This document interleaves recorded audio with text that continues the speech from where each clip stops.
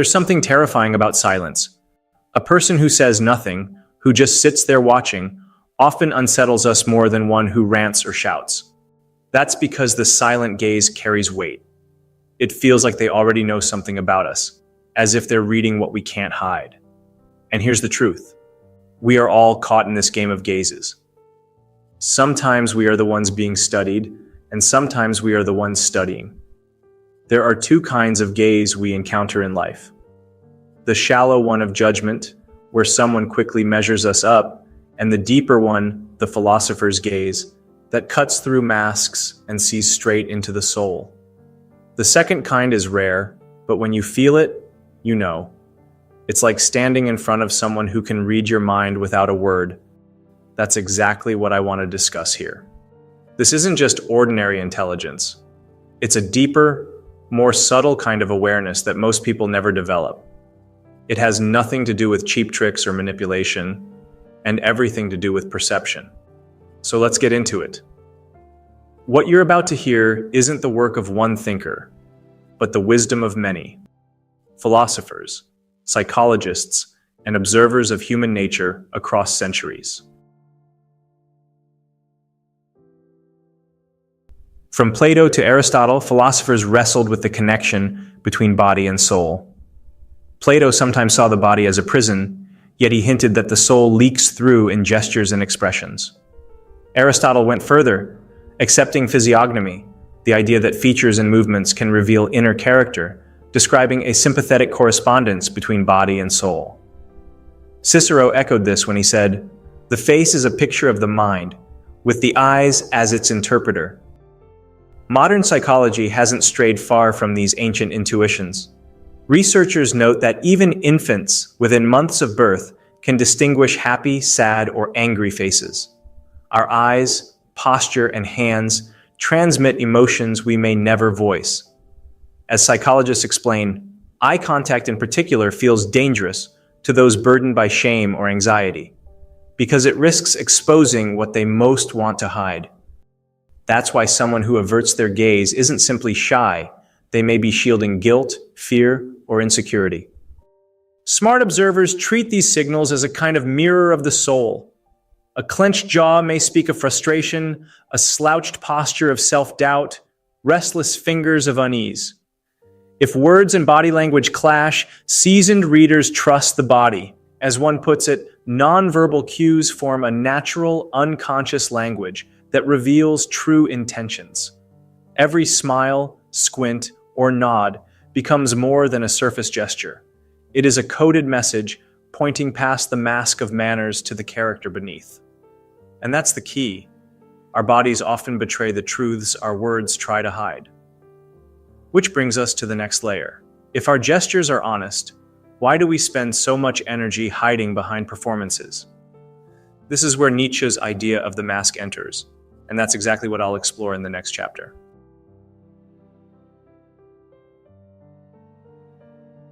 Friedrich Nietzsche warned that everything profound loves the mask. What he meant is that we rarely present ourselves as we are. Instead, we craft personas to survive, to impress, or to conceal. The polite smile, the confident handshake, the rehearsed tone of certainty, these are often masks, and beneath them lies something more complicated. Nietzsche described this habit of putting up a false front as not the exception, but the rule of human life. Smart observers know this. They expect disguises and watch for the cracks. A grin that looks practiced, a laugh that comes half a second too late, or a voice that trembles under the weight of confidence. These betray the real emotions leaking through. Psychologist Paul Ekman showed that micro-expressions, those fleeting involuntary flickers across the face, often reveal anger, sadness, or contempt before the mask snaps back into place. A salesman's smile may hold for too long, but a tightening around the eyes exposes irritation. A student's nod may suggest understanding, but a flicker of doubt in the eyes tells a different story. Nietzsche wrote, "Every profound spirit needs a mask, because the truth of a person is often too fragile or too threatening to be shown directly." The wise reader of people understands this paradox, that authenticity is glimpsed not in the mask itself, but in the slips, the hesitations, and the fleeting expressions that escape despite our best efforts. Nietzsche shows us how we hide behind masks, but what happens when someone's eyes pierce through that mask? When their attention alone forces us to reveal parts of ourselves we'd rather keep hidden? This is where Sartre's idea of the gaze comes in, and that's what I'll discuss in the next chapter. Jean-Paul Sartre introduced the idea of the gaze, the unsettling shift that happens when we realize we're being watched. In that moment, we stop feeling like free subjects and begin to see ourselves as objects in someone else's world. Sartre argued that we become aware of ourselves only when confronted with the gaze of the other, because their eyes frame us, judge us, and reshape how we act. Think about it. Staring at someone feels one way, but being stared at is another story entirely. A sudden gaze can make us blush, stiffen, or rush to justify ourselves. Social psychology even confirms this through social facilitation. People often perform simple tasks better when observed, but falter on complex or new ones. The presence of others changes us. Smart observers use this in reverse. They watch not just the gaze itself, but how people respond to it. Does a usually calm friend tense up when attention turns their way, betraying hidden anxiety? Does a shy classmate straighten proudly when called on, revealing a hunger for recognition? A speaker who sees skepticism in the audience may stumble, while a confident one presses on unfazed. Sartre once dramatized this tension in No Exit with the line, "Hell is other people."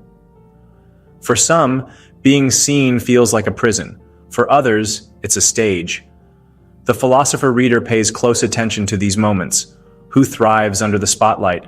Who shrinks? And who masks fear with bravado? In those fleeting shifts, flushes, twitches, pauses, the deeper truth of a person briefly emerges. Sometimes, the loudest truths echo in silence.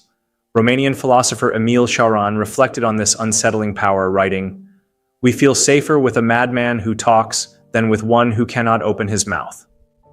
A silent presence, he suggested, can be more disturbing than endless chatter, because it conceals depths we cannot see.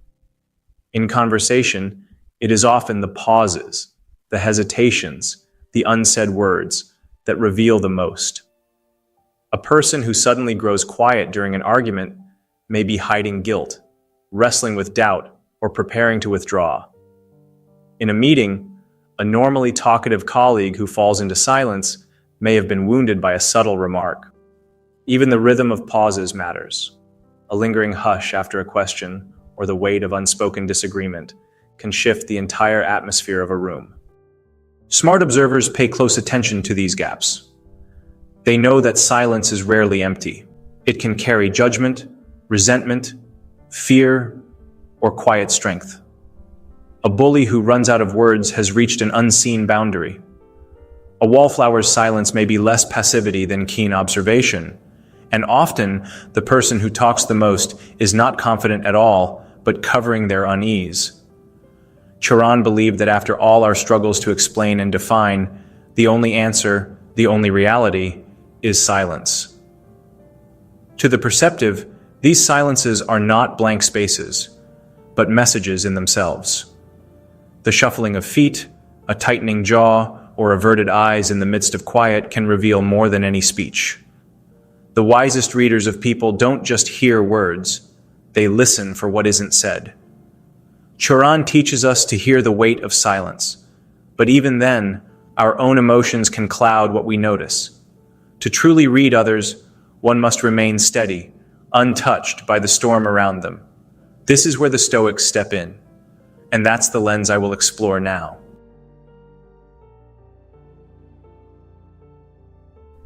The final skill of a wise observer is calm detachment. The Stoics, especially Marcus Aurelius, taught that we cannot control others, only our own minds. As Marcus put it, "You have power over your mind, not outside events. Realize this, and you will find strength." This discipline allows the observer to see clearly without being swept into drama. In practice, this means reading others without losing balance. In a heated argument, the stoic-minded person notes who is truly angry and who is simply loud. They observe clenched fists, forced smiles, or trembling voices without letting their own emotions flare.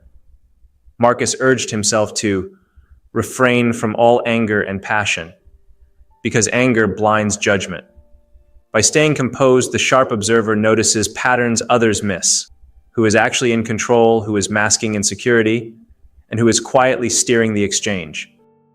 This perspective also applies in ordinary life. A patient listener allows someone to speak fully, then discerns the subtext behind their words. When encountering arrogance or envy, Marcus reminded himself, they act this way because they cannot tell good from evil. With that mindset, the philosopher-reader responds not with irritation, but with clarity, even compassion. The Stoic lens turns every room into a study of character. While others are distracted or provoked, the calm observer sees the undercurrents of insecurity, pride, or fear. The first step to reading others, the Stoics teach, is mastering yourself. Once centered, the world unfolds before you with greater honesty. So we can say that smart people who seem to read others are not mind readers or mystics. They are philosophers in disguise. They notice what most ignore, applying ancient insights to modern encounters. It has been a long time since philosophers have read men's souls, but perhaps we can revive that practice. In truth, to read others is not about judging or condemning them. It is about understanding. Every person is a philosophy in motion, a story told in gestures, glances, silences, and slips. The philosopher in the room deciphers these subtle texts with patience and compassion. They don't seek to control others, but to see them more clearly. To become that philosopher is to walk into any room and notice more. Who is hiding? Who is performing? Who is revealing truth without realizing it? When we practice this art, an ordinary gathering transforms into something deeper, a living library of souls, each face a page waiting to be read.